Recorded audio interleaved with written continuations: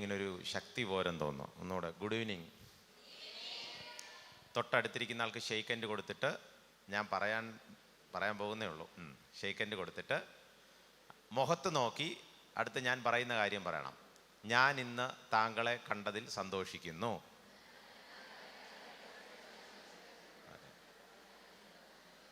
അടുത്ത് പറയേണ്ട ഡയലോഗ് ഈ ക്ലാസ് കഴിയുമ്പോൾ എനിക്ക് ഒരു മാറ്റം ഉണ്ടാകും. ഓക്കെ, കൈയൊക്കെ വിട്ടോ. Very good. ക്യാമ്പിൻ്റെ എത്രാമത്തെ ദിവസമാണ്? ഒന്നാമത്തെ ദിവസം. സാധാരണ ഞാൻ ഈ ക്യാമ്പുകളിലൊക്കെ പോകുമ്പോൾ നിങ്ങളുടെ വിദ്യാർത്ഥികളുടെ ഈ മൂഡ് ഞാൻ ശ്രദ്ധിക്കാറുണ്ട്. മൂഡെന്ന് പറഞ്ഞാൽ നിങ്ങളുടെ സ്വഭാവവും നിങ്ങളുടെ ക്യാമ്പിനോടുള്ള നിങ്ങളുടെ ആ ഒരു ആവേശവും. ആദ്യത്തെ ദിവസം വളരെ ഒരു സ്ലോ ടൈപ്പായിരിക്കും. സ്ലോ ടൈപ്പ് എന്ന് പറഞ്ഞാൽ നിങ്ങൾ അധികം അങ്ങ് പിള്ളേർ സാധാരണ അധികം അങ്ങ് ഭയങ്കര എനർജറ്റിക് ആകത്തില്ല. രണ്ടാമത്തെ ദിവസം, ആദ്യത്തെ ദിവസം ആകുമ്പോൾ ഒന്നെല്ലാം കണ്ടൊക്കെ പഠിക്കും, പശ്ചാത്തലം കണ്ടുപഠിക്കും, വരുന്ന സാറുമാർ, അങ്കിളുമാർ, പാസ്റ്റർമാർ, പിന്നെ പാട്ട്, അതിൻ്റെ രീതി എല്ലാം കണ്ടുപഠിച്ചിട്ട് രണ്ടാമത്തെ ദിവസം മുതലാണ് ഒന്ന് ആക്റ്റീവായി തുടങ്ങുന്നത് പൊതുവെ. പക്ഷെ ഇന്ന് ഞാൻ ബാക്കിലിരുന്ന് നിങ്ങളെല്ലാം ശ്രദ്ധിക്കാനായിട്ട് ഇടയായി. എനിക്ക് ഭയങ്കര സന്തോഷം തോന്നി. കാരണം നിങ്ങൾ ആദ്യത്തെ ദിവസം തന്നെ ഭയങ്കരമായിട്ട് എനർജറ്റിക് ആയിട്ടിരിക്കുന്ന കാഴ്ച ഞാൻ കണ്ടു. എനിക്ക് ഭയങ്കര സന്തോഷം തോന്നി. Give a big clap. Excellent, very good. ഇവിടെ ഒരു ചിത്രം ഞാൻ നിങ്ങൾക്ക് കാണിച്ചു തരികയാണ്. ആ ചിത്രത്തിൽ ഒരു മനുഷ്യൻ, കാഴ്ചയില്ലാത്ത മനുഷ്യനെയാണ് നിങ്ങൾ കാണുന്നത്. കാഴ്ചയില്ലാത്ത മനുഷ്യന് കാഴ്ച ലഭിച്ച വളരെ അപൂർവങ്ങളിൽ അപൂർവം സംഭവമായ യേശു കർത്താവിൻ്റെ അത്ഭുത പ്രവൃത്തികളിലെ ഒരു സംഭവമാണ് ഇന്ന് നമ്മൾ ക്ലാസ്സിൽ ശ്രദ്ധിക്കാനായിട്ട് പോകുന്നത്. യേശു കർത്താവ് കാഴ്ച നൽകിയ ബൈബിളിലെ മറ്റു പല കഥാപാത്രങ്ങളുണ്ട്. ആരൊക്കെ ആയിരിക്കും? ഒന്ന് പറയാമോ? യേശു കർത്താവ് കാഴ്ച നൽകിയ ബൈബിളിലെ മറ്റ് കഥാപാത്രങ്ങൾ. Yes, come on. കുരുടൻ. ശരിയാണ്, കുരുടനാണ് യേശു കർത്താവ് കാഴ്ച നൽകിയത്. നല്ലൊരു ക്ലാപ്പ് കൊടുത്തോ. അത് വളരെ പ്രധാനപ്പെട്ട ഒരു ഉത്തരമാണ്. കുരുടനാണ് കാഴ്ച നൽകിയത്. ശരി. ഇനി അന്ധനാണെന്ന് ആരും പറഞ്ഞു കളയരുത്. ഒരു ഉത്തരം കിട്ടി, കുരുടനാണ്. അടുത്തത് ആരാണ്? യേശുവേ ദാവീദ് പുത്രാ, എന്നോട് കരുണ തോന്നണമെന്ന് നിലവിളിച്ച ഒരു മനുഷ്യൻ. എരിഹോവിൽ അടുത്തപ്പോൾ യേശു കർത്താവ് ഇരന്നുകൊണ്ടിരിക്കുന്ന ഒരു മനുഷ്യന്റെ കാഴ്ച കൊടുത്തു. ആരാണോ? പുരുഷനാ? കമോൺ. ആരാണ്? ഭിക്ഷക്കാരൻ. അദ്ദേഹത്തിന്റെ പേരെന്താണ്? The name begin with B. Bartimaeus എന്ന് പറയുന്ന ഒരു മനുഷ്യൻ. ബർത്തിമായിക്ക് യേശു കർത്താവ് കാഴ്ച കൊടുത്തിട്ടുണ്ട്. എന്നാൽ ഇവിടെ ഒരു കഥാപാത്രത്തെ നമ്മൾ കാണുകയാണ്, യേശു കർത്താവ് കാഴ്ച കൊടുത്ത മറ്റൊരു മനുഷ്യൻ. ഈ കഥ നമുക്ക് കാണാനായിട്ട് സാധിക്കുന്നത് യോഹന്നാൻ എഴുതിയ സുവിശേഷത്തിലാണ്. അപ്പം നിങ്ങളുടെ ശ്രദ്ധ മുഴുവൻ ഞാൻ യോഹന്നാൻ എഴുതിയ സുവിശേഷത്തിലേക്ക് കൊണ്ടുപോവുകയാണ്. എല്ലാവരും ബൈബിൾ തുറന്നോ? ബൈബിൾ തുറക്കുന്നു. John chapter 9. യോഹന്നാൻ എഴുതിയ സുവിശേഷം 9-ാമത്തെ അധ്യായം. അതിൻ്റെ 1 മുതൽ 7 വരെയുള്ള വേദഭാഗങ്ങൾ നല്ല ഉച്ചത്തിൽ ആരെങ്കിലും ഒരാൾ എനിക്ക് വേണ്ടി ഒന്ന് വായിച്ചു തരണം. നല്ല ഉച്ചത്തിൽ എഴുന്നേറ്റ് നിന്ന് നല്ല ഉച്ചത്തിൽ വായിക്കണം. ആരാ വായിക്കാൻ പോകുന്നത്? Very good. അതെന്തായാലും പറഞ്ഞു നന്നായി. ആദ്യം എഴുന്നേറ്റ് ആ മോളാണ്. വെരി ഗുഡ് മോളെ. ഏത് ഗ്രൂപ്പാണ്? ഏത് ടീമാണ്? എമറാൾഡിന് ഒരു 1000 പോയിന്റ്. തുടക്കത്തിൽ ഞാനൊരു 1000 പോയിന്റ് അങ്ങ് കൊടുക്കുകയാണ്. 1000 point. Emerald, come on, go head. സാറേ മൈക്കോട്. മൈക്കില്ലാതെ എന്തോ ബൈബിൾ വായന. Okay, good. അവൻ കടന്നു പോകുമ്പോൾ പിറവിയിലെ കുരുടനായ ഒരു മനുഷ്യനെ കണ്ടു. അവന്റെ ശിഷ്യന്മാർ അവനോട് റബ്ബി, ഇവൻ കുരുടനായി പിറക്കത്തക്കവണ്ണം ആർ പാപം ചെയ്തു? ഇവനോ ഇവന്റെ അമ്മയപ്പന്മാരോ എന്ന് ചോദിച്ചു. അതിന് യേശു അവനെങ്കിലും അവന്റെ അമ്മയപ്പന്മാരെങ്കിലും പാപം ചെയ്തിട്ടല്ല, ദൈവപ്രവൃത്തി അവങ്കൽ വെളിവാകേണ്ടതിനത്രേ. എന്നെ അയച്ചവന്റെ പ്രവൃത്തി പകൽ ഉള്ളിടത്തോളം നാം ചെയ്യേണ്ടതാകുന്നു. ആർക്കും പ്രവർത്തിച്ചുകൂടാത്ത രാത്രി വരുന്നു. ഞാൻ ലോകത്തിൽ ഇരിക്കുമ്പോൾ ലോകത്തിന്റെ വെളിച്ചം ആകുന്നു എന്നുത്തരം പറഞ്ഞു. ഇങ്ങനെ പറഞ്ഞിട്ട് അവൻ നിലത്തു തുപ്പി. തുപ്പൽ കൊണ്ട് ചേറുണ്ടാക്കി ചേറ് അവന്റെ കണ്ണിന്മേൽ പൂശി. ചേറെടുത്ത് കണ്ണിലോട്ട് തലയിലോട്ട് പൂശി, നീ ചെന്ന് ശീലോഹാം കുളത്തിൽ കഴുകുക എന്ന് അവനോട് പറഞ്ഞു. ശീലോഹാം എന്നതിന് അയക്കപ്പെട്ടവൻ എന്നർത്ഥം. അവൻ പോയി കഴുകി കണ്ണു കാണുന്നവനായി മടങ്ങി വന്നു. നല്ലൊരു ക്ലാപ്പ് കൊടുക്കാം മോൾക്ക്. Excellent, very good. സിറ്റ്. കാഴ്ചയില്ലാത്ത മനുഷ്യന് കാഴ്ച പ്രാപിച്ച അപൂർവങ്ങളിൽ അപൂർവം സംഭവം. എന്തുകൊണ്ടാണ് ഇത് അപൂർവ സംഭവം എന്ന് പറയുന്നത്? ശ്രദ്ധിച്ച് കേട്ടോണം. യേശു കർത്താവ് പല നിലകളിൽ പലരുടെയും ജീവിതത്തിൽ അത്ഭുതം പ്രവർത്തിച്ചിട്ടുണ്ടെങ്കിലും ഒരു അസാധാരണ പ്രവൃത്തി ഇതിനകത്തുണ്ട്. എന്താണ്? സാധാരണ അല്ലാത്ത ഒരു പ്രവൃത്തി ഇതിനകത്തുണ്ട്.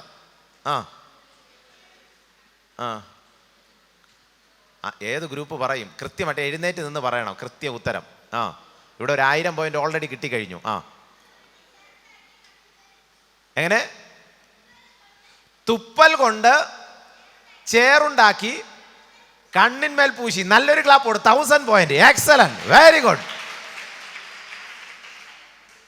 തുപ്പൽ കൊണ്ട്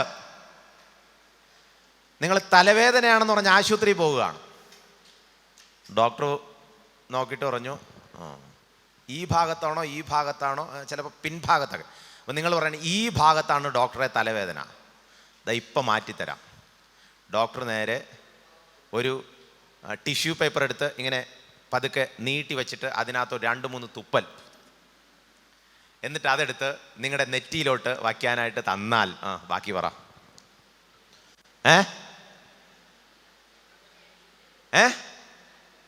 thank you doctor, I love you. പറയോ? ഇല്ല. മാനുഷികമായ പ്രവൃത്തിയിൽ നിന്നും അസാധാരണമായ ഒരു പ്രവൃത്തിയിലൂടെ ജീവിതത്തിൻ്റെ കാഴ്ചയിലേക്ക് മടങ്ങി വന്ന ഒരു പുരുഷന്റെ കഥയാണ് ഇന്ന് നമ്മൾ കേൾക്കാനായിട്ട് പോകുന്നത്. അതാണ് ഈ അന്ധനായ മനുഷ്യന്റെ കഥ. അന്ധനായ മനുഷ്യന്റെ കഥയിലേക്ക് നമ്മളെല്ലാവരും പോകാൻ പോവുകയാണ്. എനിക്ക് നിങ്ങളുടെ എല്ലാവരുടെയും സഹകരണം ആവശ്യമാണ്. നിങ്ങൾ ചെയ്യേണ്ടത്, നിങ്ങൾ ഈ അന്ധനായ മനുഷ്യന്റെ അവസ്ഥയിലൂടെ ഒന്ന് കടന്നു പോകാനായിട്ട്, നമ്മളെല്ലാവരും ഒന്ന് കടന്നു പോകാനായിട്ട് ശ്രമിക്കുകയാണ്.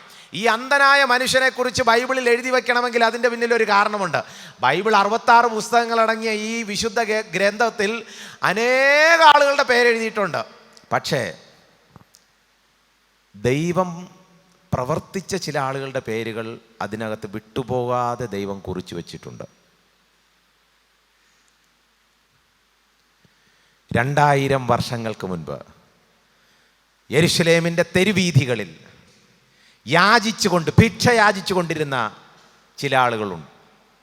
മറ്റു ചിലരാകട്ടെ ജീവിതത്തിൻ്റെ സകല സുഖങ്ങളും ദുഃഖങ്ങളും എല്ലാം മാറിപ്പോയിട്ട് എന്ത് ചെയ്യണമെന്നറിയാതെ കാഴ്ചയില്ലാതെ ഇരിക്കുന്ന ഒരു മനുഷ്യൻ്റെ കഥ. ആ വാക്യം തുടങ്ങുന്ന ഒന്നാമത്തെ കാര്യം ശ്രദ്ധിച്ച് കേട്ടോണം. യേശു കർത്താവിനെ കുറിച്ച് അവിടെ എഴുതി വച്ചിരിക്കുകയാണ്. അവൻ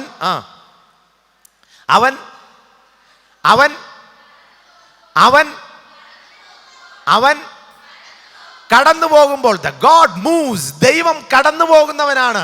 ദൈവം എല്ലാവരുടെയും ജീവിതത്തിലൂടെ കടന്നു പോകുന്നവനാണ്.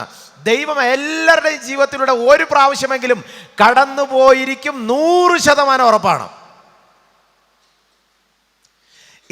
നമുക്കൊരു ചിന്തയുണ്ട്, ദൈവം അങ്ങനെ എൻ്റെ ജീവിതത്തിലൊന്നും വരാൻ ഒരു സാധ്യതയില്ലെന്ന്.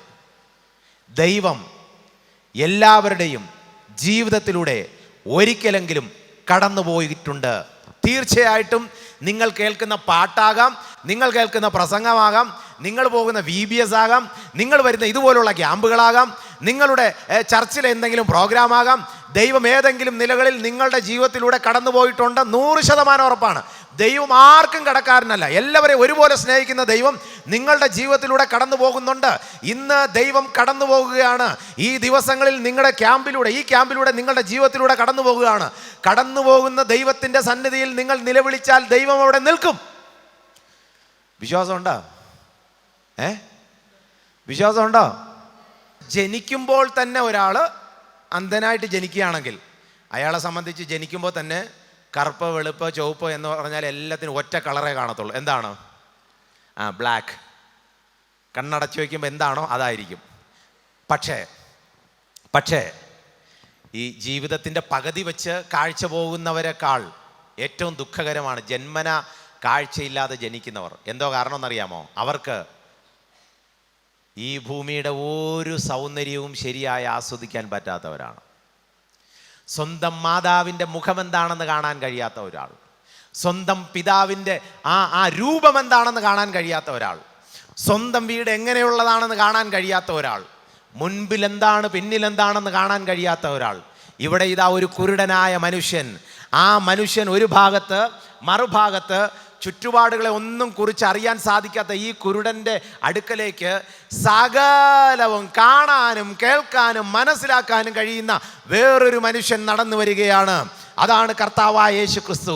ഒരു ഭാഗത്ത് കാഴ്ച ഇല്ലാത്ത മനുഷ്യൻ, മറുഭാഗത്ത് കാഴ്ചയുള്ള മനുഷ്യൻ, ഒരു ഭാഗത്ത് ഇരുട്ടിൻ്റെ മനുഷ്യൻ, വേറൊരു ഭാഗത്ത് വെളിച്ചത്തിൻ്റെ മനുഷ്യൻ, ഒരു ഭാഗത്ത് നന്മയൊന്നും ഒരു തിന്മയും ഒരു നന്മയും എന്താ കാര്യമെന്ന് പോലും അറിയാത്ത ഒരു മനുഷ്യൻ, എന്നാൽ മറുഭാഗത്ത് നന്മ തിന്മകളെ തിരിച്ചറിയുന്ന ശരിയായ നീതിയും വെളിച്ചവുമുള്ള ഒരു മനുഷ്യൻ.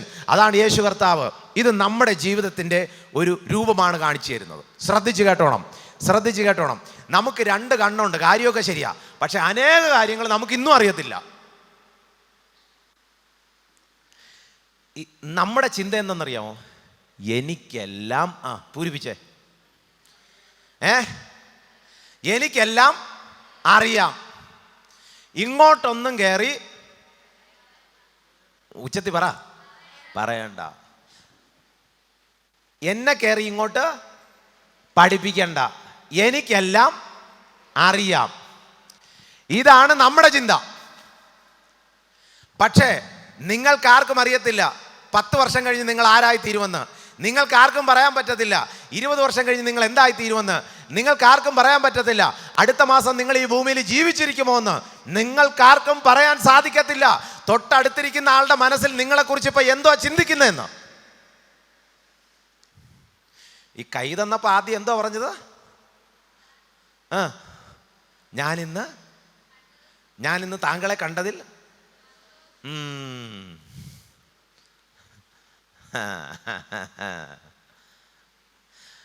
അതൊക്കെ പറഞ്ഞതേ ഉള്ളൂ. പക്ഷെ ഹൃദയത്തിൻ്റെ ഉള്ളിൽ എന്താ ഈ അടുത്തിരിക്കുന്ന ആൾ വിചാരിക്കുന്നതെന്ന് സത്യം പറഞ്ഞാൽ നമുക്കറിയാമോ? ഇല്ല. അതായത് തൊട്ടടുത്തിരിക്കുന്ന ആളുടെ ഹൃദയം പോലും തിരിച്ചറിയാനായിട്ട് സാധിക്കാത്ത ഒരു പ്രത്യേക ജീവിതമാണ് നമ്മുടെ എല്ലാവരുടെയും ജീവിതം. എന്നാൽ ദൈവത്തിൻ്റെ കൈവേലയെ പോലും ആസ്വദിക്കാനായിട്ട് സാധിക്കാത്ത ഈ മനുഷ്യൻ, ദൈവത്തിൻ്റെ അത്ഭുതം എന്താണെന്ന് കാണാൻ സാധിക്കാത്ത മനുഷ്യൻ, ദൈവത്തിൻ്റെ പ്രവൃത്തി എന്താണെന്ന് കാണാൻ സാധിക്കാത്ത ഒരു മനുഷ്യൻ, ഇവിടെ ഇതാ ഒരു കുരുടനായ മനുഷ്യൻ. എല്ലാവരും ശ്രദ്ധിച്ചോണം. കൗമാരക്കാർ, യൗവനക്കാർ പ്രത്യേകം ശ്രദ്ധിച്ചോണം. ഇങ്ങോട്ട് നോക്കിയോ എല്ലാവരും. നിങ്ങൾ ചിന്തിക്കുന്ന ഒരു ചിന്തയുണ്ട്, എനിക്കെല്ലാം അറിയാം. പക്ഷേ ദൈവം പറയാണ്, നീ ഒരു അന്ധനാണ്, നിനക്ക് പലതും അറിയത്തില്ല. നിനക്കാകെ അറിയാവുന്നത് നിന്റെ മുൻപിൽ ഇപ്പം കാണുന്ന ചില കാര്യങ്ങൾ. അത് വെച്ച് നമ്മളങ്ങ് ചിന്തിക്കുകയാണ്, എനിക്കെല്ലാം അറിയാം.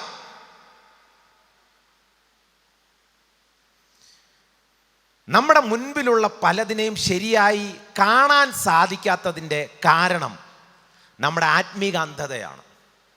ഈ നല്ലതിനെ ഒന്നും ശരിയായിട്ട് നമുക്ക് കാണാൻ സാധിക്കുന്നില്ല. അതാണ് സത്യം. ഒന്നിനും കൊള്ളരുതാത്തതിനെല്ലാം നല്ലതായിട്ട് നമ്മുടെ കണ്ണിൻ്റെ മുമ്പിൽ കാണുകയും ചെയ്യും. ദൈവത്തിൻ്റെ പ്രവൃത്തി, വേദപുസ്തകത്തിൻ്റെ അത്ഭുതം, ആരാധനയുടെ പ്രാധാന്യം, ബൈബിൾ വായനയുടെ പ്രാധാന്യം, ഇതൊന്നും നമുക്ക് നല്ലതായിട്ട് തോന്നത്തില്ല. ഇതെല്ലാം നമുക്ക് തോന്നുന്ന ബോറടിയായിട്ടാണ്. ഞാൻ പറഞ്ഞ ശരിയാണോ? പക്ഷേ ഈ ഒന്നിനും കൊള്ളാത്തതിനെല്ലാം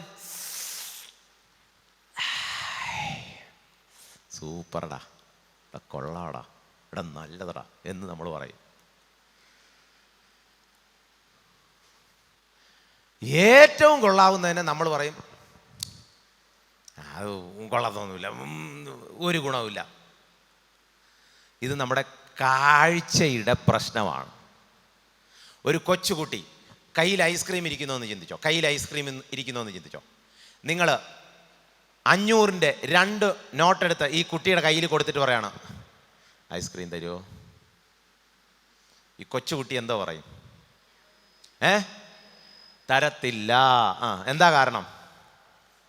ഈ 500-ൻ്റെ 2 നോട്ടിൻ്റെ വില എന്താണെന്ന് ഈ കുട്ടിക്ക് അറിയത്തില്ല. ഇതുപോലെയാണ് നിമിഷങ്ങൾ കൊണ്ട് അലിഞ്ഞു തീരുന്ന ജീവിതത്തിലെ പല സുഖ സൗകര്യങ്ങളും നമ്മുടെ ജീവിതത്തിലോട്ട് വരുമ്പോൾ കുഞ്ഞുങ്ങളെ, നിങ്ങൾ ഒരു കാര്യം ഓർത്തോണം. നന്മയും നല്ലതും പൂർണ്ണതയും പ്രസാദവുമുള്ള ദൈവഹിതം തിരിച്ചറിയാതെ ലോകത്തിൻ്റെ മോഹങ്ങളും മ്ലേച്ഛതകളും ഇതാണ് കൊള്ളാമെന്ന് ചിന്തിച്ചിട്ട് ഇതിൻ്റെ പിന്നാലെയുള്ള പോകാനുള്ള നമ്മുടെ ഈ ത്വരയുണ്ടല്ലോ, ഇത് നമ്മുടെ ആത്മീക അന്ധതയുടെ ലക്ഷണമാണ്. നമ്മുടെ കണ്ണിങ്ങനെ ബ്ലൈൻഡാക്കി വെച്ചിരിക്കുകയാണ്. അതുകൊണ്ടുള്ള കുഴപ്പം എന്താണെന്നറിയോ? നമുക്ക് പല കാര്യങ്ങളും ശരിയായിട്ട് മനസ്സിലാകുന്നില്ല. ഞാൻ നിങ്ങളെ ബൈബിളിലെ മറ്റൊരു വാക്യത്തിലോട്ട് കൊണ്ടുപോകാനായിട്ട് ഇഷ്ടപ്പെടുകയാണ്.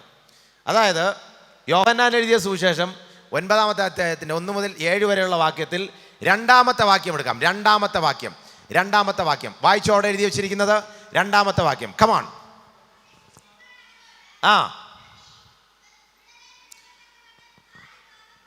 അതേത് ഗ്രൂപ്പാണ്?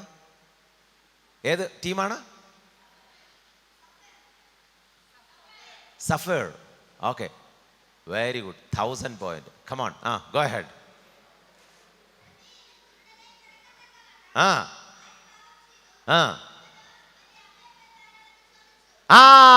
ശ്രദ്ധിച്ചോണം. കുരുടനായി ജനിക്കപ്പെട്ട ഈ മനുഷ്യനെ കുറിച്ച്, ജന്മം നൽകിയ മാതാപിതാക്കന്മാരെ കുറിച്ച് നാട്ടുകാർ പറയാണ്, ഇവൻ ഇങ്ങനെ പിറക്കാൻ കാരണം ആരാണ്? ഇവൻ്റെ അച്ഛനോ അമ്മയോ മാതാപിതാക്കന്മാരോ? ഇവൻ ഇങ്ങനെ പിറക്കാൻ കാരണം ഈ മകനെയും മകൻ്റെ മാതാപിതാക്കന്മാരെയും കണക്ട് ചെയ്ത് പറയുകയാണ്. ഈ പറയുന്ന നന്മയുടെ കാര്യമല്ല പറയുന്നത്, പിന്നെ എന്തോ പറയുന്നത്? തിന്മയുടെ കാര്യമാണ്. ഈ മകനെ കണ്ടപ്പോൾ പറയുക, ഇത് ഇവൻ്റെ അമ്മയപ്പന്മാരാണോ കാരണം? ഈ നമ്മുടെ ചില സ്വഭാവങ്ങൾ കാണുമ്പോൾ നാട്ടുകാർ പറയും, ഇത് ആരുടെ മകനാണോ? ഇത് മറ്റേ അവിടുത്തെ മത്തായിച്ചൻ്റെ മോനല്ലേ, അവൻ അങ്ങനെയേ ചെയ്യൂ.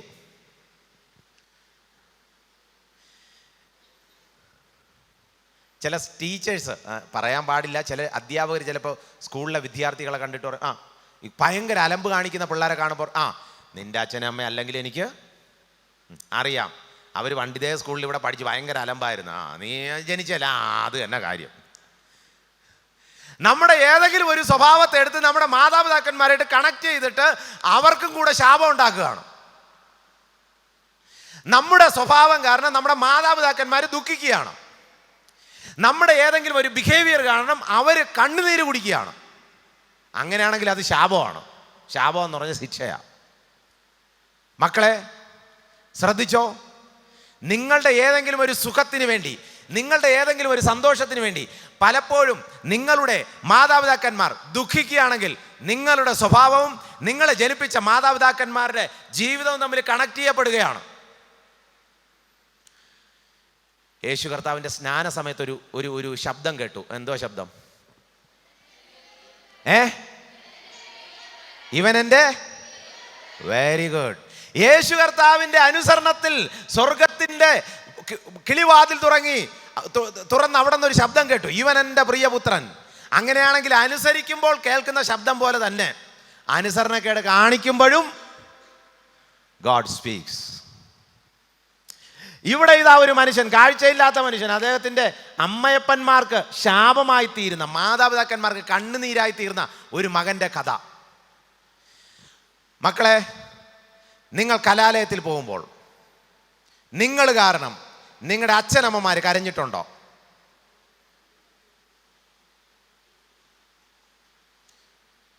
നമുക്കൊരു ചിന്തയുണ്ട്, അതിനിപ്പോൾ അവർ കരയുന്നതിനിപ്പോൾ ഞാനെന്തോ ചെയ്യാൻ? അത് പപ്പയുടെയും മമ്മിയുടെയും കുഴപ്പം. അവർ കരയുന്നത്, അവരാർക്ക് വേണ്ടിയിട്ടാണ് കരയുന്നത്? പാകിസ്ഥാനിലെ മറ്റേ യുദ്ധം നടക്കുന്നതുകൊണ്ടല്ല കരയുന്നത്, ഉക്രൈനിൽ ബോംബിട്ടതുകൊണ്ടുമല്ല കരയുന്നത്, ഇസ്രായേലിനെ കയറി അടിച്ചതുകൊണ്ടല്ല അവരിരുന്ന് കരയുന്നത്. അവർ ജനിപ്പിച്ച സ്വന്തം മക്കളുടെ ജീവിതത്തിലുള്ള ക്രമക്കേടുകൾ കാണുമ്പോൾ അവരുടെ കണ്ണുകൾ നിറയുകയാണ്. നിങ്ങൾക്ക് എത്ര പേർക്ക് നെഞ്ചത്ത് കൈവച്ച് പറയാൻ പറ്റും, ഞാൻ കാരണം എൻ്റെ അമ്മ ഇതുവരെയും കരഞ്ഞിട്ടില്ല, ഞാൻ കാരണം എൻ്റെ പപ്പ ഒരിക്കൽ പോലും ഉറങ്ങാതിരുന്നിട്ടില്ല, മനസമാധാനത്തോടെ ഉറങ്ങിയിട്ടുണ്ട് എൻ്റെ സ്വഭാവം കാരണം? എൻ്റെയും നിങ്ങളുടെയും സ്വഭാവത്തിലുണ്ടാകുന്ന വൈരുദ്ധ്യങ്ങൾ കാരണം നമ്മുടെ മാതാപിതാക്കന്മാർ കരയുകയാണെങ്കിൽ, നമ്മുടെ മാതാപിതാക്കന്മാർ ഉറക്കമില്ലാത്ത സ്ഥിതിയിലായി പോവുകയാണെങ്കിൽ, B very careful. B very careful. 10 കൽപ്പനകൾ മൊത്തം എത്ര എണ്ണം ഉണ്ട്? എത്ര എണ്ണം ഉണ്ട്? 10. അതിൽ വാഗ്ദത്തത്തോടു കൂടിയ കൽപ്പന ഏതാണ്? അത് ഫുള്ള് പറയണം. കർത്താവിൽ അനുസരിപ്പിന്, അതൊന്നുമല്ല. ഇനി ഒരു വാക്കുകൂടെ ഉണ്ട്, അത് പകുതിയെ പറഞ്ഞുള്ളൂ. നിനക്ക് നന്മയുണ്ടാകാനും നീ ദീർഘായുസ്സോടിരിപ്പാനും നിന്റെ അപ്പനെ അമ്മയും ബഹുമാനിക്കുക. നിനക്ക് നന്മ വേണോ?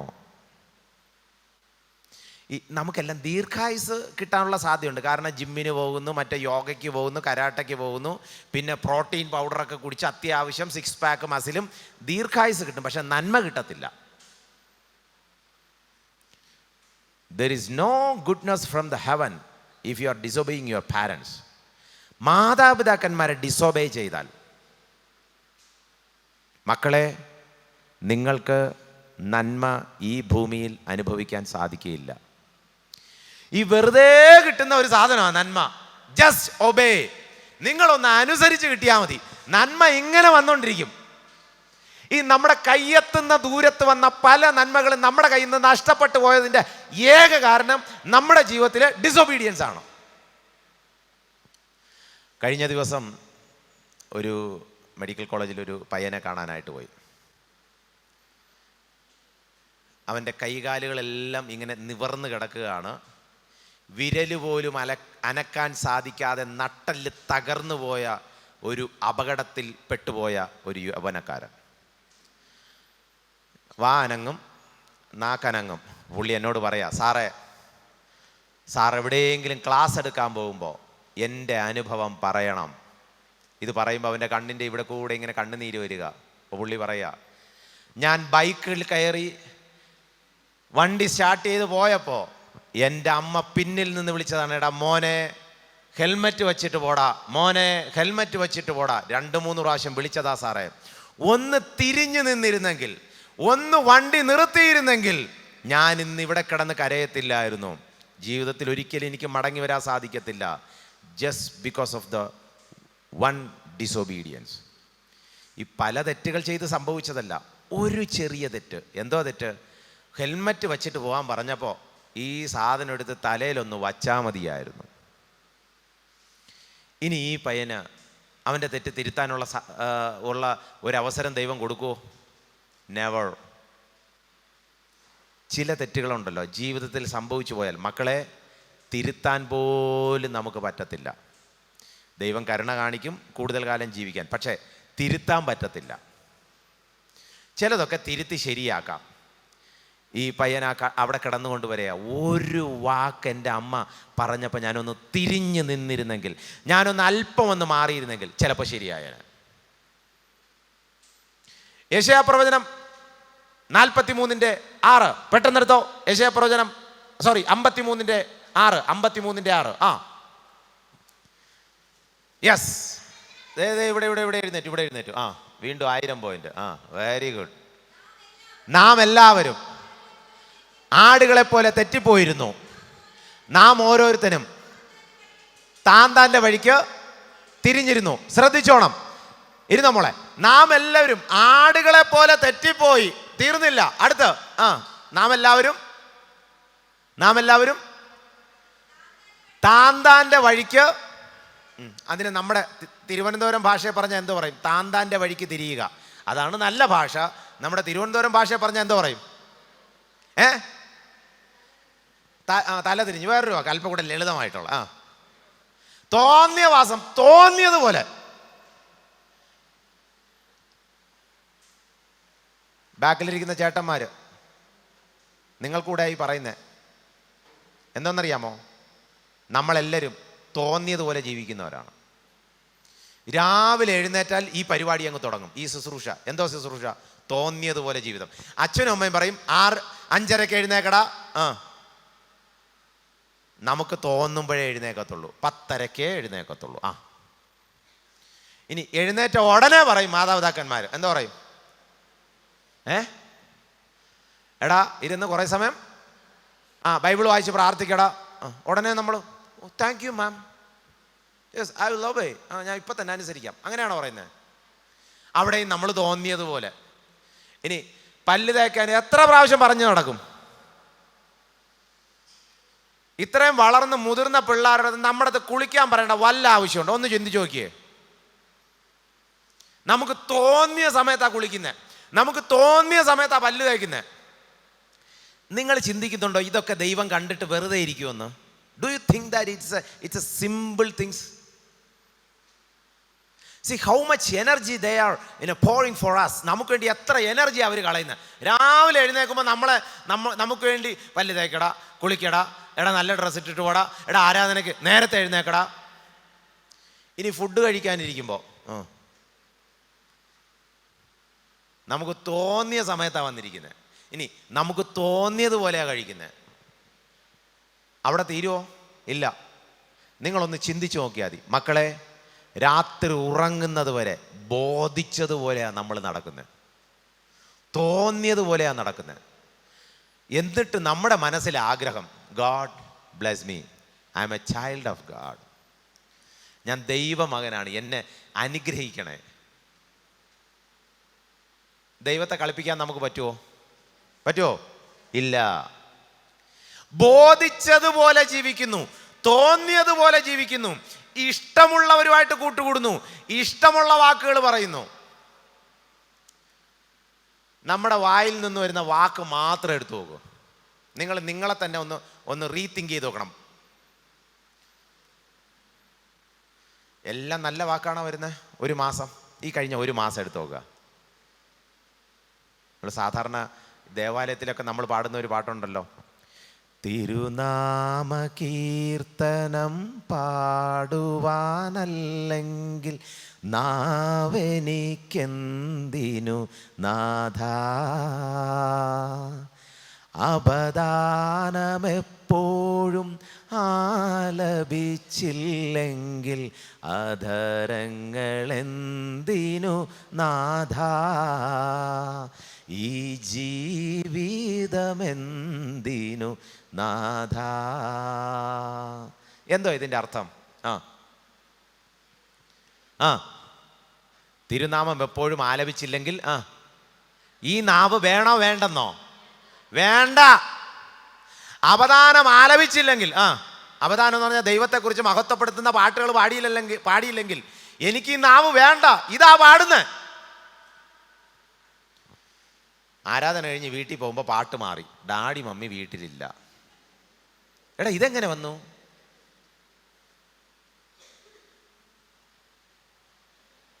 ഒരേ നാവിൽ നിന്ന് ശാപത്തിൻ്റെയും ഒരേ നാവിൽ നിന്ന് അനുഗ്രഹത്തിൻ്റെയും വാക്കുകൾ എങ്ങനെ വരും? You have to think about your self.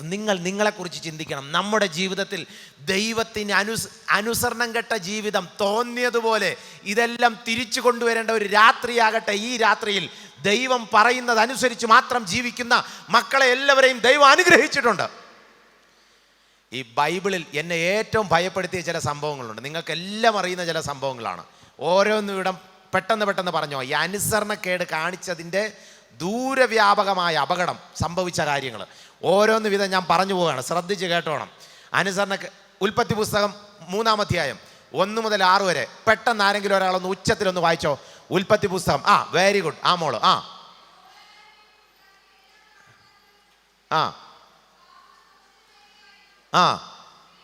അത് സ്ത്രീയോട്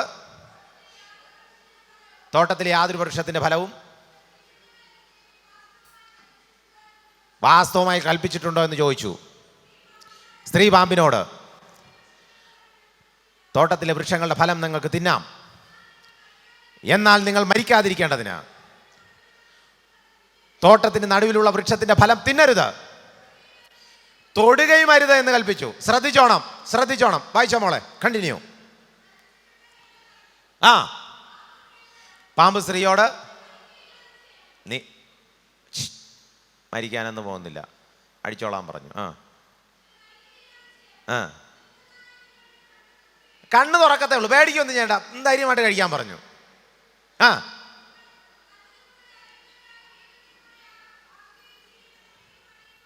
പറഞ്ഞു. അടുത്ത്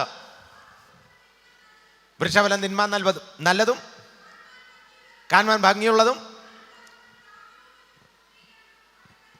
കേട്ടോ കേട്ടോ കേട്ടോ, അത് പറിച്ച് സ്ത്രീ തിന്നു, ഭർത്താവിനും കൊടുത്തു. മതി. ശ്രദ്ധിച്ചോണം. ഒരു വൃക്ഷഫലം നേരെ കൈനീട്ടിയപ്പോൾ എന്തെങ്കിലും സംഭവിച്ചോ? ഈ വൃക്ഷഫലം കൈനീട്ടിയപ്പോൾ എന്തെങ്കിലും ഹവ്വയ്ക്ക് സംഭവിച്ചോ? ഉച്ചത്തിൽ പറയണം. സംഭവിച്ചോ? ഒന്നുകൂടെ ഉച്ചത്തിൽ. സംഭവിച്ചോ? ഇല്ല. ഇത് പറിച്ചു, വല്ലതും സംഭവിച്ചോ? ഇല്ല. ഇത് വായ്ക്ക് അടുത്തോട്ട് വച്ചു, വല്ലതും സംഭവിച്ചോ? ഇല്ല. ഇതൊരു കടി കടിച്ചു, വല്ലതും സംഭവിച്ചോ? ഇല്ല. ഇത് ചവച്ചരച്ച് തിന്നു, വല്ലതും സംഭവിച്ചോ? ഇല്ല. ഭർത്താവിനും കൊടുത്തു. ഭർത്താവും തിന്നപ്പോഴാണ് ആകെ ഒരു കാര്യം സംഭവിച്ചത്. അയ്യേ,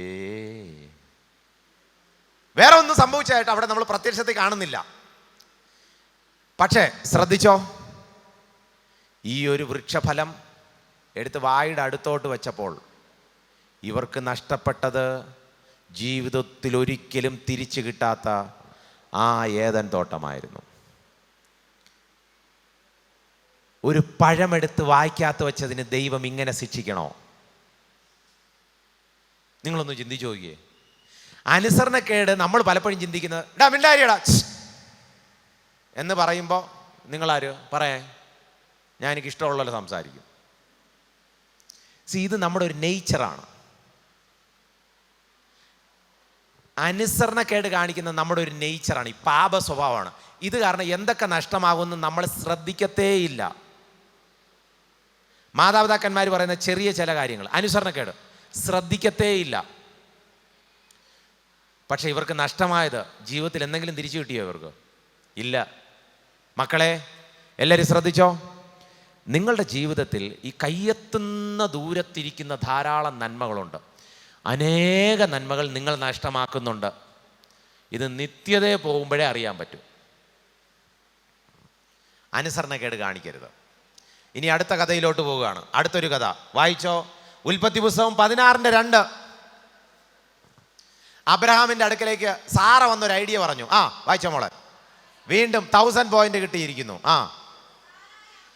സാറ അബ്രഹാമിനോട് ഞാൻ എന്തായാലും പ്രസവിക്കത്തില്ല, ഉറപ്പായി.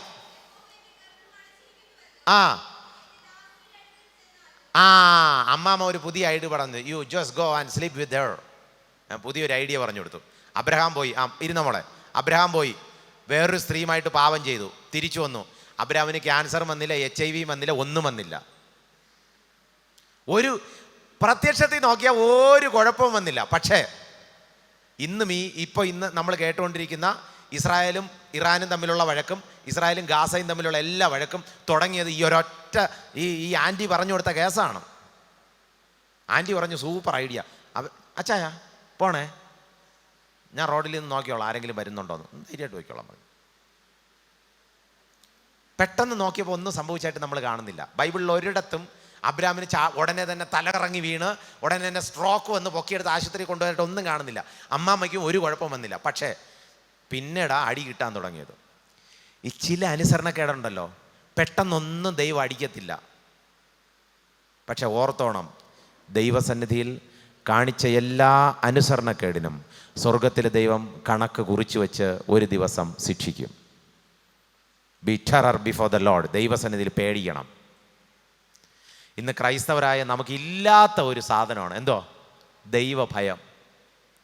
ദൈവത്തെ ഭയമില്ല, വേദപുസ്തകത്തെ ഭയമില്ല, ദൈവദാസന്മാരെ ഭയമില്ല, നിയമങ്ങളെ ഭയമില്ല, ഒന്നിനെയും ഭയമില്ല. പക്ഷേ ഭയം ആവശ്യമില്ലാത്തതിനെല്ലാം ഭയങ്കര പേടിയാണ്. പാറ്റയെ പേടി, പല്ലിയെ പേടി. പാറ്റ കടിച്ച് ആരെങ്കിലും ചത്തുപോയതായിട്ട് നിങ്ങൾ എന്തെങ്കിലും വായിച്ചിട്ടുണ്ടോ? ഉണ്ടോ? ഇല്ല. പല്ല് കടിച്ച് ആർക്കെങ്കിലും വയറുവേദന ഒന്നുമായിട്ട് വായിച്ചിട്ടുണ്ടോ? ഇല്ലല്ലോ. പക്ഷെ അതിനെല്ലാം ഭയങ്കര പേടി. പിശാചിനെയും പേടി. ദൈവത്തെ ഭയപ്പെടുക. പക്ഷെ ദൈവത്തെ ഭയമില്ല. ദൈവവചനത്തെ ഭയമില്ല. വെളിച്ചത്തിന്റെ ശക്തിയെ ഭയമില്ല. അനുഗ്രഹിക്കപ്പെട്ട ദൈവിക സാന്നിധ്യത്തെ ഭയമില്ല. ആരാധനയെ ഭയമില്ല. ദേവാലയത്തെ ഭയമില്ല. എല്ലാം കളി പോലെയാണ്. മക്കളെ, be very careful when you are in the church. ചർച്ചിനെ പാർക്ക് പോലെ ചിന്തിച്ച് കളയരുത്. ഇതൊരു കളിസ്ഥലത്തിൻ്റെ ഒരു സ്റ്റേഡിയം പോലെ ചർച്ചിനെ ചിന്തിച്ച് കളയരുത്. ദേവാലയത്തെ ചിന്തിച്ച് കളയരുത്. ദൈവ സാന്നിധ്യത്തെ ചിന്തിച്ച് കളയരുത്. തിരിച്ച് ഞാൻ കഥയിലേക്ക് മടങ്ങി വരികയാണ്. ഇനി അടുത്തൊരു കഥാപാത്രത്തെ വായിച്ചോ. സംഖ്യാപുസ്തകം 20:7-12 വരെ ഇസ്രായേൽ ജനങ്ങളെല്ലാം കൂടെ മോശയ്ക്കെതിരെ പിറുപിറുക്കാൻ തുടങ്ങി. യെസ് മോളെ വായിച്ചോ. അവിടെ ഒരാൾ എഴുന്നേറ്റുന്നു. അനന്തരം പുരോഹിതൻ സംഖ്യാപുസ്തകം 7 യഹോവ മോശയോട് നിന്റെ വടിയെടുത്ത് നീയും സഹോദരനായ അബ്രഹാമും സഭയെ വിളിച്ചുകൂട്ടി അവർ കാണെ പാറയോട് കൽപ്പിക്ക. Very good. പാറയോട് കൽപ്പിക്കാൻ പറഞ്ഞു. പുള്ളി വടിയെടുത്തു. ബാക്കി വായിച്ചോ. എന്നാലോ വെള്ളം തരും.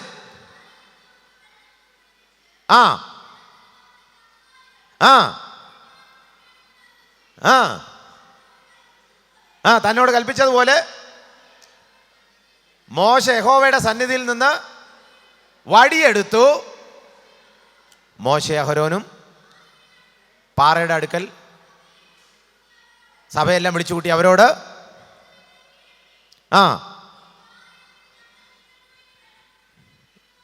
ഈ പാറയിൽ നിന്ന് ഞങ്ങൾ നിങ്ങൾക്ക് വേണ്ടി വെള്ളം പുറപ്പെടുവിക്കുമോ എന്ന് ചോദിച്ചു. അടുത്ത മോശ കൈ ഉയർത്തി. ശ്രദ്ധിച്ചോണം. വടി കൊണ്ട് പാറയെ 2 പ്രാവശ്യം അടിച്ചു. ദൈവം എന്തോ പറഞ്ഞത് മോശയോട്? ഇരുന്നോ മോളെ.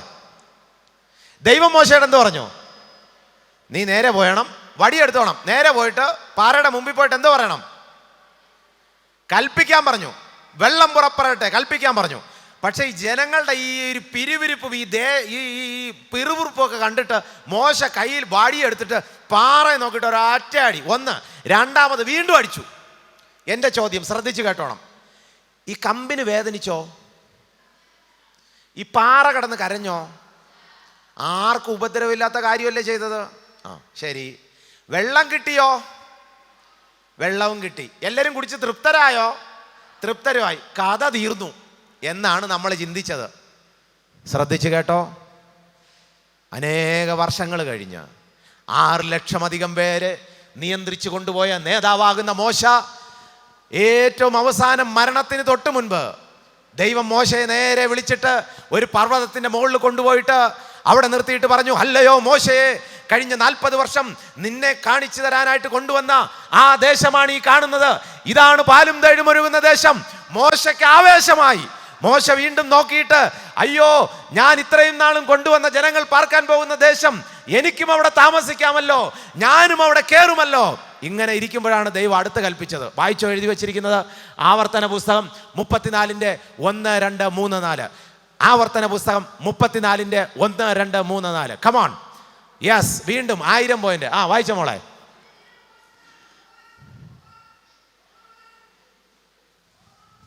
ആ ആ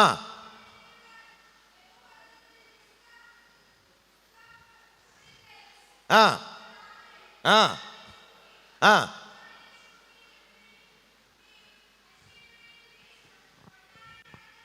ആ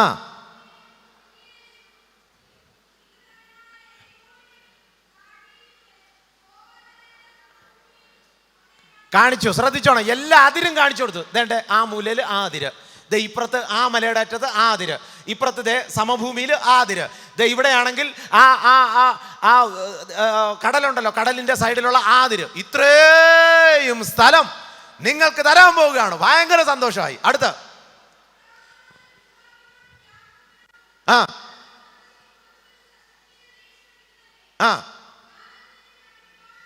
ഞാൻ അതിനെ നിന്റെ കണ്ണിൽ കാണിച്ചു തന്നു. ശ്രദ്ധിച്ചോ.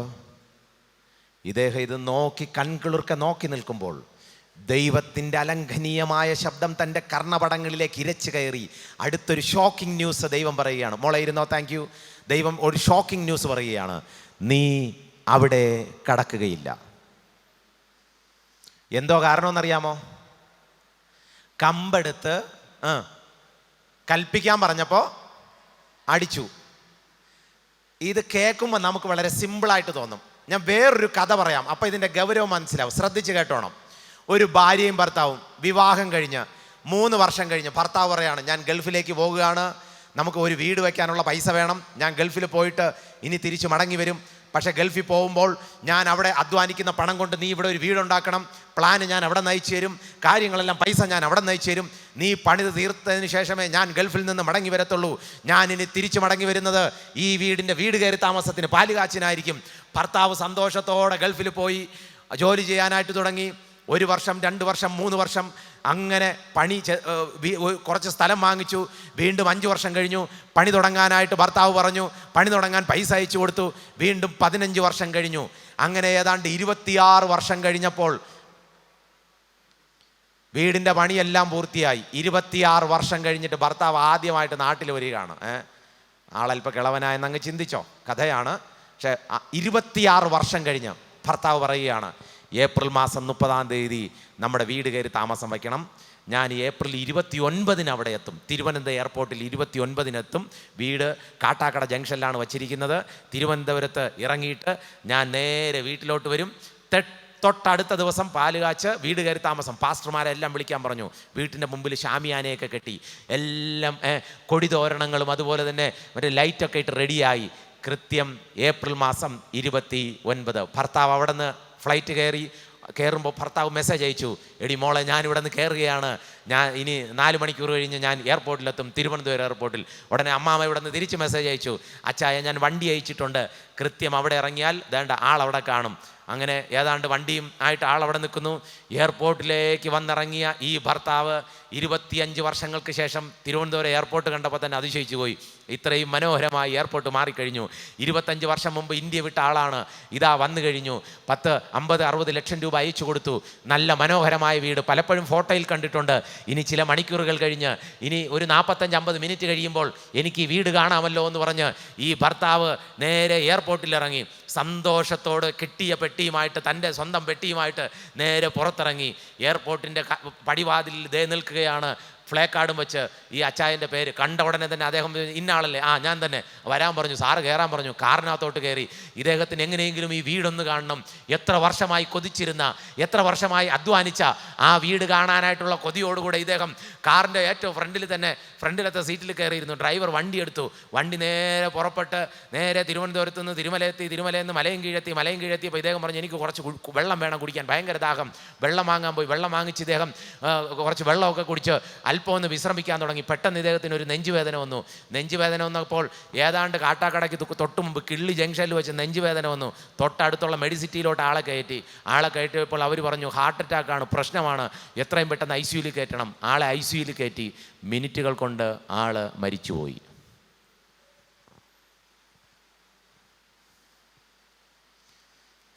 ഇവിടെ ആളുകളെല്ലാം കാത്തിരിക്കുക പിറ്റേ ദിവസത്തെ വീട് കയറി താമസത്തിന്. നമ്മൾ ദൈവത്തെ കണ്ട ന്യായമായിട്ട് ചോദിക്കുന്ന ഒരു ചോദ്യമുണ്ട്. എന്തോ ചോദിക്കും? അവിടെ കൂടി വന്ന ആളുകൾ പോലും തമ്മിൽ സംസാരിക്കുമ്പോൾ ഒരു ചോദ്യം ചോദിക്കും, എന്നാലും ദൈവം ആ വീട്ടിനകത്ത് കയറി താമസിക്കാൻ ഒരു ദിവസമെങ്കിലും ചാൻസ് കൊടുത്തില്ലല്ലോ. ചിന്തിക്കത്തില്ലേ? ഇത് വെറും ഒരു കഥയാണ്. പക്ഷെ നിങ്ങൾ ഓർത്ത് നോക്ക്, മോശയെപ്പോലുള്ള മഹാരഥൻ, 6 ലക്ഷം ആളുകളെ നയിച്ച ദ ബോൺ ലീഡർ. പക്ഷെ ഇദ്ദേഹത്തിന് ഇസ്രായേലിൻ്റെ ആ പാലും തേനും ഒഴുകുന്ന ദേശം കാണാനായിട്ട് സാധിക്കാത്തതിൻ്റെ ഏക കാരണം അദ്ദേഹത്തിന് കോപം വന്നപ്പോൾ നിയന്ത്രിക്കാൻ പറ്റാതെ കയ്യിലിരുന്ന വടിയെടുത്ത് അടിച്ചു. മക്കളെ, എന്നെ ശ്രദ്ധിക്കുന്ന മക്കളെ, നിങ്ങളോട് വളരെ ഭയത്തോടു കൂടെ ഞാനൊരു കാര്യം പറയുകയാണ്. നിങ്ങൾക്ക് ഈ ദേഷ്യം വരുമ്പോണ്ടല്ലോ, നിങ്ങളുടെ സ്വഭാവം അങ്ങ് മാറുമ്പോഴുണ്ടല്ലോ, നമ്മുടെ വായിൽ നിന്ന് വിളിച്ചു പറയുന്ന ഒരു വാക്കുണ്ടല്ലോ, ദൈവം അതിന് കണക്ക് ചോദിക്കുന്ന ഒരു ദിവസം വരാൻ പോവുകയാണ്. ഇന്ന് ദൈവസന്നിധിയിൽ നമ്മൾ കീഴ്പ്പെടണം. അനുസരണക്കേടിൻ്റെ തിക്താനുഭവം ഇതൊന്നുമല്ല. ഇതുപോലെ എത്ര കഥകൾ വേണമെങ്കിലും ഞാൻ ബൈബിളിൽ നിന്ന് പറഞ്ഞുതരാം. പക്ഷെ സമയമില്ലാത്തതുകൊണ്ട് ഞാൻ പെട്ടെന്ന് മുന്നോട്ട് പോവുകയാണ്. മക്കളെ, ഇവിടെ ഈ വ്യക്തി കാരണം, ഈ ബ്ലൈൻഡ് മാൻ്റെ കഥയിലേക്ക് ഞാൻ നിങ്ങളെ തിരിച്ചു കൊണ്ടുവരികയാണ്.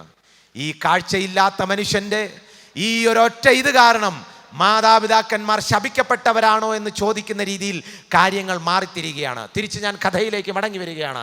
വായിക്കാം. അടുത്ത് എഴുതി വച്ചിരിക്കുന്നത് യോഹന്നാൻ എഴുതിയ സുവിശേഷം 9-ാമത്തെ അധ്യായത്തിൻ്റെ 3-ാമത്തെ വാക്യം. വായിച്ചോ, 3-ാമത്തെ വാക്യം.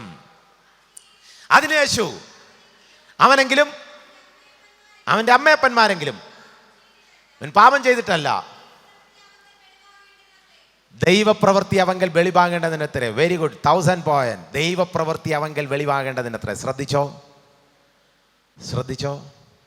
ഇന്ന് ഈ ക്യാമ്പിന് ചില കുട്ടികൾ ശരിയായി അനുസരിക്കാത്തവരാണെങ്കിലും, ശരിയായി കാഴ്ച കിട്ടാത്തവരാണെങ്കിലും, ശരിയായി ദൈവത്തിന് വേണ്ടി ജീവിക്കാത്തവരാണെങ്കിലും, പാപത്തിൻ്റെ മ്ലേച്ഛതകളിൽപ്പെട്ട് ബോധിച്ചതുപോലെ തോന്നിയതുപോലെ ജീവിക്കുന്നവരാണെങ്കിലും, ദൈവം ഇന്ന് നിന്നെ സെലക്ട് ചെയ്തിട്ട് ഒരു കാര്യം പറയാണ്: ദൈവത്തിൻ്റെ പ്രവൃത്തി ഈ രാത്രിയിൽ ഈ ക്യാമ്പിലിരിക്കുന്ന ചിലരുടെ ജീവിതത്തിൽ വെളിപ്പെടാനായിട്ട് പോവുകയാണ്. ദൈവം ചിലരെ തിരഞ്ഞെടുത്തിരിക്കുകയാണ്. ദൈവത്തിൻ്റെ മഹത്വം അവൻ്റെ ജീവിതത്തിലൂടെ പുറത്തു വരാൻ പോവുകയാണ്. ദൈവമേ, അത് ഞാനായിരിക്കണേ. എത്ര പേർക്ക് ഹൃദയത്തിൻ്റെ ഉള്ളിൽ നിന്ന് പ്രാർത്ഥിക്കാനായിട്ട് സാധിക്കും? God, it's me. എന്നെ ചൂസ് ചെയ്യണം കർത്താവേ, അത് ഞാനായിരിക്കണം. എനിക്കാണ് യഥാർത്ഥത്തിൽ ദൈവപ്രവൃത്തി എന്നിലൂടെയാണ് വെളിപ്പെടേണ്ടത്. എൻ്റെ ജീവിതം ഒരു ബ്ലൈൻഡ് മാനെ പോലെയാണ്. എൻ്റെ ജീവിതം ഭാവിയെക്കുറിച്ച് അറിയാത്തവനെ പോലെയാണ്. എൻ്റെ ജീവിതം എൻ്റെ ചുറ്റുപാടുള്ളവരെ കുറിച്ച് അറിയാത്ത ഒരു അന്ധനായ മനുഷ്യനെ പോലെയാണ്. എൻ്റെ ജീവിതം എൻ്റെ മാതാപിതാക്കന്മാർക്ക് ദുഷ്കരമായിരിക്കുകയാണ്. എൻ്റെ ജീവിതം എൻ്റെ മാതാപിതാക്കന്മാരെ കരയിപ്പിക്കുന്നതാണ്. എൻ്റെ സ്വഭാവം എൻ്റെ മാതാപിതാക്കന്മാർക്ക് ഒരു ശാപമായി തീർന്നിരിക്കുകയാണ്. പക്ഷേ ഇന്നെൻ്റെ ജീവിതത്തിൽ അങ്ങ് പ്രവർത്തിക്കണേ, അങ്ങയുടെ പ്രവൃത്തി എന്നിൽ വെളിപ്പെടണമേ. ദൈവം പറയുക, യേശു കർത്താവ് നേരിട്ട് പറഞ്ഞ ഉത്തരവാണ്. അതെ, എൻ്റെ പ്രവൃത്തി അവനിൽ വെളിപ്പെടേണ്ടതിനാണ്. ഇന്ന് ഈ ക്യാമ്പിന് വന്നിരിക്കുന്ന നിങ്ങൾ ആരെങ്കിലും ചിന്തിക്കുന്നുണ്ടോ, നിങ്ങളുടെ അച്ഛനമ്മമാർ നിങ്ങളെ നിർബന്ധിച്ച് പോടാ ക്യാമ്പിന്, അല്ലെങ്കിൽ നിനക്ക് ആടി തരൂടാ എന്ന് പറഞ്ഞ് വിരട്ടിയാണ് കൊണ്ടുവന്നതെന്ന്? അല്ല. You came not by accident, you are chosen. നിങ്ങൾ ചോസൺ ജനറേഷനാണ്. നിങ്ങൾ തിരഞ്ഞെടുക്കപ്പെട്ടവരാണ്. അതുകൊണ്ടാണ് ഈ ക്യാമ്പിന് വന്നിരിക്കുന്നത്. നിങ്ങളാരും യാദൃച്ഛികമായി ഇവിടെ വന്നവരല്ല. മക്കളെ, നിങ്ങളാരും ഇവിടെ യാദൃച്ഛികമായി ഇരിക്കുന്നില്ല. നിങ്ങളാരും ഈ ക്ലാസ്സിൽ യാദൃച്ഛികമായി വന്നിരിക്കേണ്ടവരല്ല. അങ്ങനെ ഇരിക്കുന്നവരല്ല. നിങ്ങളെ ദൈവം തിരഞ്ഞെടുത്തിരിക്കുന്നു. എന്തിന്? ദൈവത്തിൻ്റെ പ്രവൃത്തി നിങ്ങളിൽ വെളിപ്പെടാൻ. ഉള്ളിൻ്റെ ഉള്ളിൽ നിന്ന് പ്രാർത്ഥിക്കാൻ പറ്റുമോ? ദൈവമേ, അങ്ങ് എന്നെ ആ കാര്യത്തിന് തിരഞ്ഞെടുക്കണേ. ഞാനാണ് അതിന് റെഡിയാകുന്നത്. ദൈവത്തിൻ്റെ മഹത്വം മുൻകണ്ട മനുഷ്യൻ ദൈവം നേരത്തെ മാറ്റി വച്ചിരിക്കുകയാണ്. ഇവനെയാണ് എനിക്ക് ആവശ്യം. മക്കളെ, നിങ്ങളെപ്പോലെ ഈ പ്രായത്തിൽ ഇതുപോലൊരു ക്യാമ്പിൽ വെച്ചാണ് ഞാൻ എൻ്റെ ജീവിതം ദൈവത്തിന് വേണ്ടി സമർപ്പിക്കാനായിട്ടിടയായത്. തിരുവല്ലയിൽ നിന്ന് വെച്ച് നടന്ന, പായിപ്പാട് ബൈബിൾ കോളേജിൽ വെച്ച് നടന്ന ഒരു വിദ്യാർത്ഥികൾക്കുള്ള ക്യാമ്പ്. അന്ന് എനിക്ക് 9 വയസ്സ് മാത്രമേ പ്രായമുള്ളൂ. അന്ന് ദൈവത്തിന് വേണ്ടി ജീവിതം ഞാൻ സമർപ്പിച്ചപ്പോൾ ഞാൻ പോലും സ്വപ്നത്തിൽ വിചാരിച്ചില്ല ലോകത്തിൽ അനേക രാജ്യങ്ങളിൽ യാത്ര ചെയ്യാൻ പറ്റുന്ന ഒരു രീതിയിൽ ദൈവം എന്നെ മാറ്റുമെന്ന്. ദൈവത്തിന് വേണ്ടി ജീവിതം സമർപ്പിക്കുന്നവരെ ദൈവം എങ്ങനെ ഉപയോഗിക്കുവാൻ പോകുന്നെന്ന് ലോകൻ പോലും ഇനി കാണാൻ കിടക്കുന്നതേയുള്ളൂ. മക്കളെ, നിങ്ങളുടെ കൂട്ടത്തിൽ ചിലരെ ദൈവത്തിൻ്റെ മഹത്വം കാണേണ്ടതിന് ദൈവം വെളിപ്പെടുത്താനായിട്ട് നിങ്ങളിൽ ചിലരെ തിരഞ്ഞെടുക്കാൻ പോവുകയാണ്. നിങ്ങളിൽ ചിലരെ ദൈവത്തിന് ആവശ്യമാണ്. God wants you. God need your life. God wants to explore His beauty and glorification in through your life. നിങ്ങളുടെ ജീവിതത്തിലൂടെ ദൈവത്തിൻ്റെ മഹത്വം ഇങ്ങനെ പുറത്ത് കാണിക്കാനായിട്ട് പോവുകയാണ്. പക്ഷേ ആര് തയ്യാറുണ്ട്? ദൈവമേ, എനിക്ക് അങ്ങയുടെ കൈ എൻ്റെ ജീവിതത്തിൽ തൊടാൻ ഞാനിതാ സമർപ്പിക്കുന്നു എന്ന് പറയാൻ. ഞാൻ തിരിച്ച് കഥയിലോട്ട് മടങ്ങി വരികയാണ്. ഇവിടെ ഇദ്ദേഹം പറയുന്ന ഒരു വാക്കുണ്ട്. വായിച്ചു. അടുത്ത് എഴുതി വച്ചിരിക്കുന്നത് അതിൻ്റെ 6-ാമത്തെ വാക്യം. യോഹന്നാൻ എഴുതിയ സുവിശേഷം 9-ാം അധ്യായം 6-ാം വാക്യം. കമോൺ. ഇങ്ങനെ പറഞ്ഞിട്ട് അവൻ നിലത്ത് തുപ്പി ചേറുണ്ടാക്കി.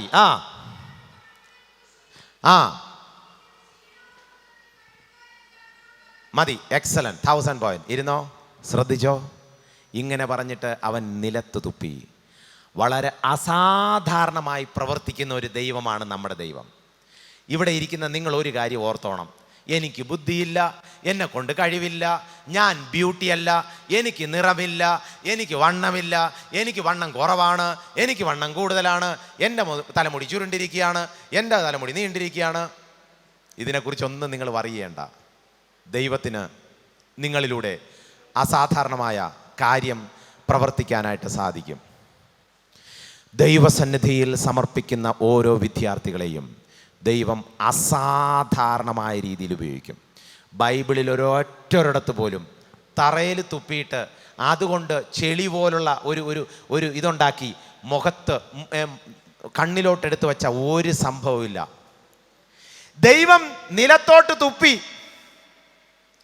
ആ മണ്ണെടുത്ത് കണ്ണിലോട്ട് വച്ചു. ഈ തുപ്പുന്ന ശബ്ദം അദ്ദേഹം കേട്ടു. ഈ ചേറെടുത്ത് കണ്ണിൽ വെച്ചു. അദ്ദേഹത്തിന് മനസ്സിലായി. പക്ഷേ ഹി നെവർ റെഫ്യൂസ്ഡ്. അയ്യേ, ഇങ്ങനെയാണ് ദൈവം പ്രവർത്തിക്കുന്നെങ്കിൽ എനിക്ക് ഈ പരിപാടി വേണ്ട, ഞാനിതാ മാറുകയാണ് എന്ന് പറഞ്ഞില്ല. ദൈവമേ, എന്ത് പ്രവൃത്തി ചെയ്താലും എനിക്ക് കുഴപ്പമില്ല, എനിക്കൊന്ന് നന്നായാൽ മതി. ഉള്ളിൻ്റെ ഉള്ളിൽ ഈ ആഗ്രഹമുണ്ടോ? ഞാൻ എൻ്റെ 10ാം ക്ലാസ്സിൽ പഠിക്കുന്ന സമയത്ത് സ്ഥിരം പ്രാർത്ഥിക്കുന്ന ഒരു പ്രാർത്ഥനയുണ്ട്. സങ്കീർത്തനങ്ങളുടെ വാക്യമാണ് അതിലെഴുതി വെച്ചിരിക്കുന്നത്. എങ്ങനെയാണ്? സങ്കീർത്തനങ്ങൾ 51 എന്നെ നന്നായി കഴുകി എന്നെ ശുദ്ധീകരിക്കണമേ. ഈ നന്നായി കഴുകുക എന്ന് പറഞ്ഞാൽ, ഈ പണ്ടൊക്കെ ആണെങ്കിൽ തുണി എടുത്തിട്ട് കല്ലിൽ അടിച്ചാണ് കഴുകുന്നത്. എന്തെങ്കിലും ചെളിയോ വല്ലതും ഉണ്ടെങ്കിൽ അത്രയും ഭാഗം മാത്രം എടുത്ത് കല്ലിലിട്ട് ഇങ്ങനെ എന്തു ചെയ്യും? ഇങ്ങനെ ഉരച്ച് കഴുകും. എന്നിട്ട് പിഴിയും. എന്നിട്ടെടുത്ത് അയയിലിടും. ശ്രദ്ധിച്ചോ, ഈ തുണിക്ക് നാക്കൊണ്ടെന്നിരിക്കട്ടെ, തുണി എടുത്തിട്ട് നല്ലവണ്ണം അടിച്ചു, എന്നിട്ട് വീണ്ടും ചെളിയിരിക്കുകയാണ്. ഈ തുണി എടുത്തിട്ട് ഇങ്ങനെ കല്ലിലിട്ട് ഉരയ്ക്കുകയാണ്. അപ്പോൾ തുണി എന്തോ പറയും? ഉരയ്ക്കേണ്ടെന്ന് പറയോ? തുണി പറയും, എനിക്ക് വേദനയുണ്ട്, നല്ലവണ്ണം ഉരച്ചോ, കുഴപ്പമില്ല, എങ്ങനെയെങ്കിലും എനിക്കൊന്ന് ശുദ്ധിയായാൽ മതി. മനസ്സിലായോ? അതാ ഇതിൻ്റെ അർത്ഥം, എന്നെ നന്നായി കഴുകി. എത്ര പേർക്ക് മനസ്സുണ്ട് ഈ രാത്രിയിൽ ഇപ്പോൾ പറയാൻ, ദൈവമേ എന്നെ നന്നായിട്ടൊന്ന് കഴുകണം. എന്നെ കഴുകുമ്പോൾ എനിക്ക് വേദന ഉണ്ടാവും, പക്ഷേ I don't care. I want see you. എനിക്ക് അങ്ങനെ ഒന്ന് കാണണം. അതിന് എന്നെ നന്നായി ഒന്ന് കഴുകണമേ, എന്നെ നന്നായിട്ടൊന്ന് ഉരയ്ക്കണമേ, എന്നെ നന്നായിട്ടൊന്ന് പിഴിയണമേ. എൻ്റെ ജീവിതത്തിലെ ദൈവത്തിന് ഇഷ്ടമില്ലാത്ത സകല കാര്യങ്ങളും എൻ്റെ ജീവിതത്തിൽ നിന്ന് ഒഴിഞ്ഞു മാറാനായിട്ട് എന്നെ ഒന്ന് പിഴിയണം കർത്താവേ. എന്നെ കല്ലിലിട്ടൊന്ന് അടിക്കണം കർത്താവേ.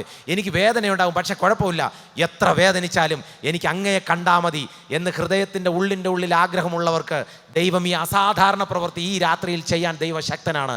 നിങ്ങളുടെ ജീവിതത്തിൽ രഹസ്യമായി നിങ്ങൾ തുടരുന്ന ഏതെങ്കിലും പാപമുണ്ടെങ്കിൽ ഇന്ന് ആ സകല പാപവും കഴുകി ശുദ്ധീകരിക്കുവാൻ യേശുക്രിസ്തുവിൻ്റെ പുണ്യാഹരക്തത്തിന് സാധിക്കും എന്ന് തീർച്ചയായിട്ടും നിങ്ങൾ വിശ്വസിച്ചാൽ ദൈവത്തിൻ്റെ മഹത്വം നിങ്ങൾ കാണും. ഞാൻ ഈ കഥയുടെ അവസാന ഘട്ടത്തിലോട്ട് വരാനായിട്ട് ശ്രമിക്കുകയാണ്.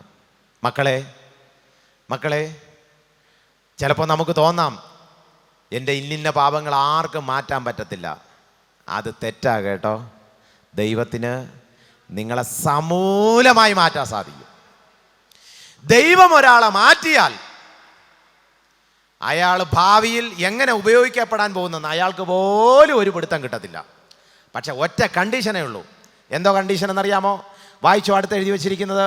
അടുത്ത കാര്യത്തിലോട്ട് വരികയാണ്. അതിൻ്റെ 7ാമത്തെ വാക്യം. കമോൺ, 7ാമത്തെ വാക്യം വായിച്ചോ. 7ാമത്തെ വാക്യം. കണ്ണിന്മേൽ പൂശി ഷീലോഹാം കുളത്തിൽ പോയി കഴുകുക എന്നവനോട് പറഞ്ഞു.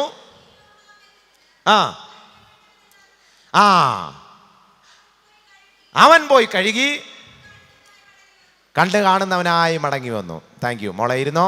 1000 പോയിന്റ്. ശ്രദ്ധിച്ചോ, ദൈവം പറഞ്ഞത് അതുപോലെ ചെയ്താൽ നിനക്ക് കാഴ്ച ഉറപ്പാണ്.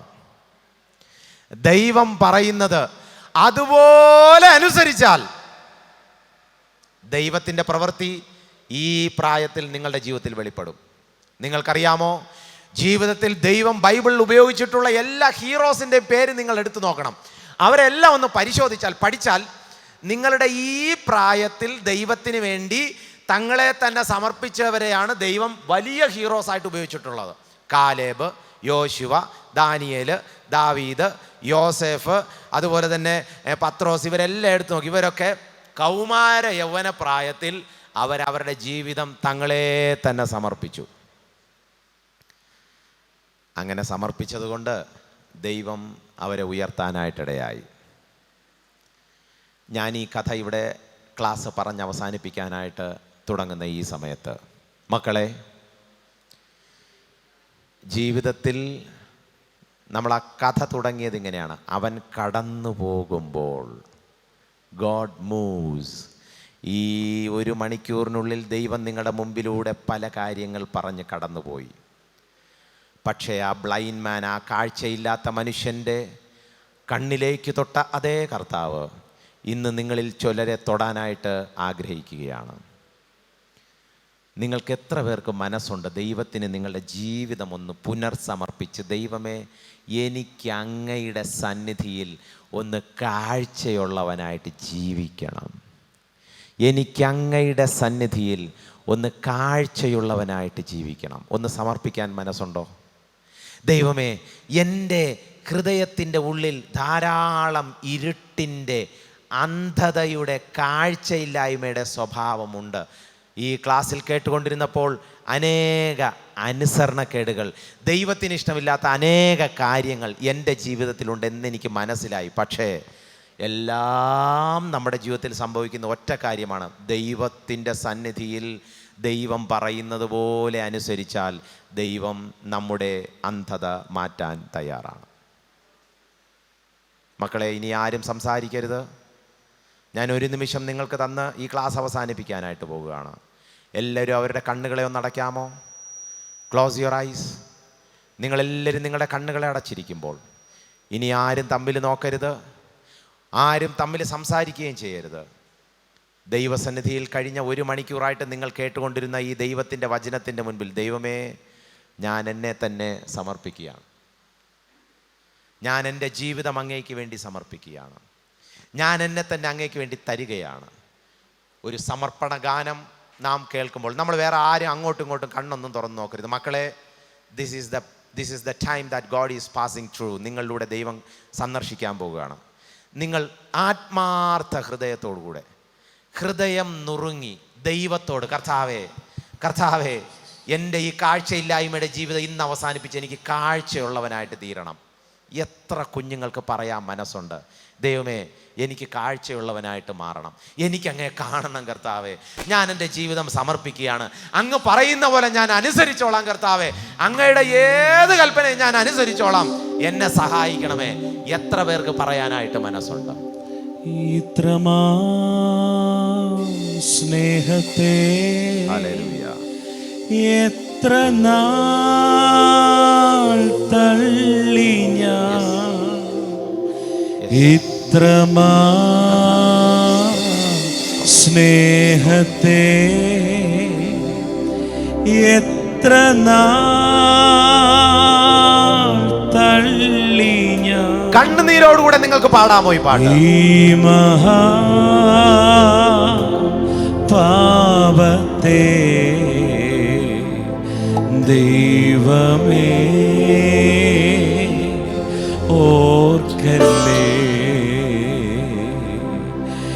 ഈ മഹാ പാപത്തെ ദൈവമേ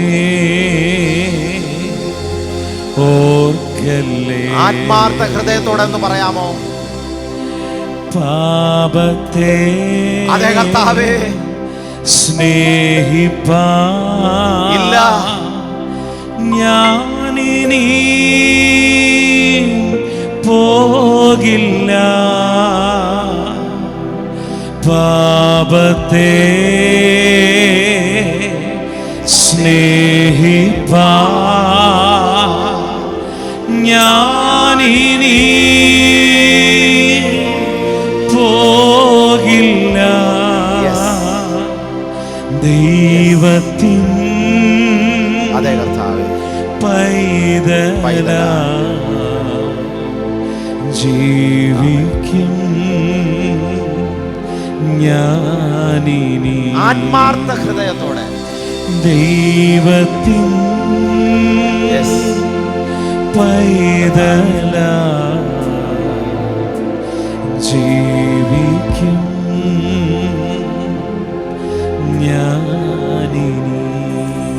ആത്മാർത്ഥമായിട്ടൊന്ന് പറയാമോ? മക്കളെ,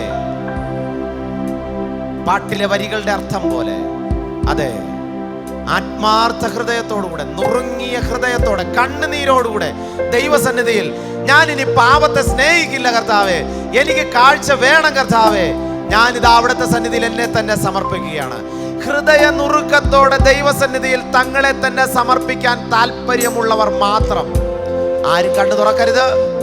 ദൈവസന്നിധിയിൽ എനിക്ക് ഈ ക്യാമ്പിന്റെ ആദ്യ ദിവസം തന്നെ സമർപ്പണത്തോടെ ജീവിക്കണം കർത്താവേ എന്ന് ഹൃദയത്തിന്റെ ഉള്ളിൽ ആഗ്രഹമുള്ളവർ, അടുത്ത വരികൾ പാടുമ്പോൾ നിങ്ങൾ ഇരിക്കുന്നിടത്ത് നിങ്ങളുടെ സമർപ്പണത്തിന്റെ സൂചനയായി നിങ്ങൾക്ക് എഴുന്നേറ്റ് നിൽക്കുവാൻ ഞാൻ അവസരം തരികയാണ്.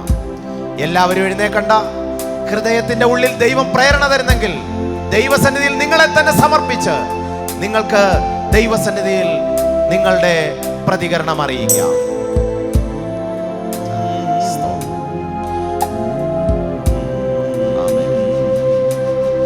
ഇത്രമാ സ്നേഹത്തെ ദൈവസന്നിധി എത്ര ഹൃദയനുറുക്കത്തോടുകൂടെ, ആരും തമ്മിൽ നോക്കരുത്, ദൈവത്തോടെ സമർപ്പണത്തോടെ ദൈവസന്നിധിയിൽ. എത്ര പേർക്ക് ദൈവത്തിന് വേണ്ടി ജീവിതം സമർപ്പിക്കാൻ താല്പര്യമുണ്ട്? അതെ കർത്താവേ, ഞാൻ എന്നെ തന്നെ സമർപ്പിക്കുകയാണ്. എനിക്കിനി കാഴ്ച പ്രാപിച്ച് ജീവിക്കണം കർത്താവേ അങ്ങേക്ക് വേണ്ടി.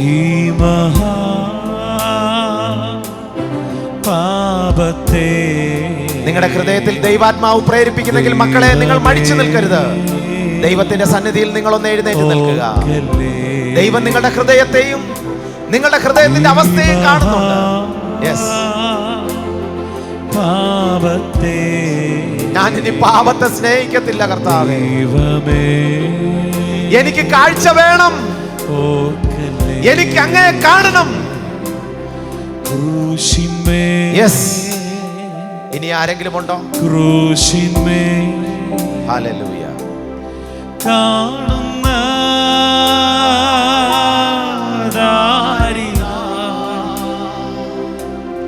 ക്രൂശിന്മേ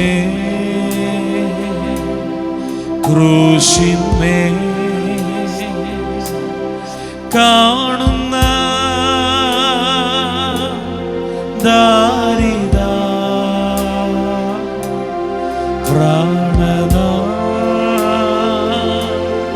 പ്രാണനാ എൻ പേർക്കാ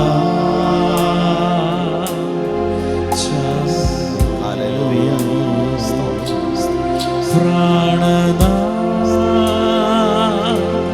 പ്രാണനാ എൻ പേർക്കാ